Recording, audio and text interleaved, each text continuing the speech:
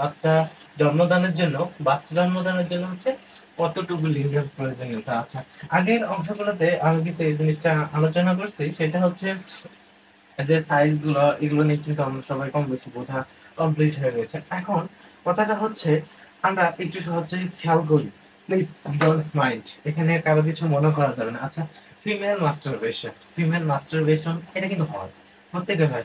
আচ্ছা, আমরা যদি একটু খেয়াল করি যে হচ্ছে একটা আঙ্গুল, একটা আঙ্গুল মাস্টারবেশন মূলত হচ্ছে আঙ্গুলকে ব্যবহার করে করা হয়ে থাকে, বা বিভিন্ন ধরনের বস্তুকে ব্যবহার করে কিন্তু করা হয়ে থাকে। তো মাস্টারবেশনে একটা মেয়ে যদি হচ্ছে তার একটা আঙ্গুল, আমাদের সর্বোচ্চ আঙ্গুল হচ্ছে এটা, এর চেয়ে কিন্তু বড় কিন্তু না। হুম? তো প্রতিটা মানুষের এমন। তো সে যদি আঙ্গুল ব্যবহার করে বা অন্য কিছু ব্যবহার করে যদি মাস্টারবেশন করতে পারে, তাহলে তো এটা নিয়ে আমাদের দ্বিধাদ্বন্দ্বে থাকার কথা না যে লিঙ্গ সাইজ কতটুকু লাগবে। আপনার লিঙ্গ কি এই আঙ্গুলটার চেয়েও কি ছোট, বা এই নখগুলোর চেয়েও ছোট, তাহলে আপনি দুর্বল। এটা রোগীকে বোঝাতে হবে। আর বীর্যের সক্ষমতা থাকতে হবে। বাচ্চা দানের জন্য যে বড় লিঙ্গ লাগবে এমনটা কিন্তু না।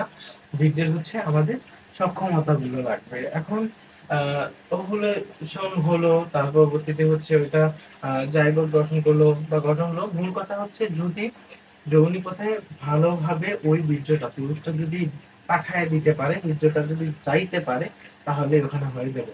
আহামরি বড় লিঙ্গ লাগবে না। এইখানে হচ্ছে উত্তেজিত অবস্থায় 4 ইঞ্চি পরিমাণের লিঙ্গ হলেই হয়ে যাবে। এটা নিয়ে কারো টেনশন করার কোনো কারণ নাই।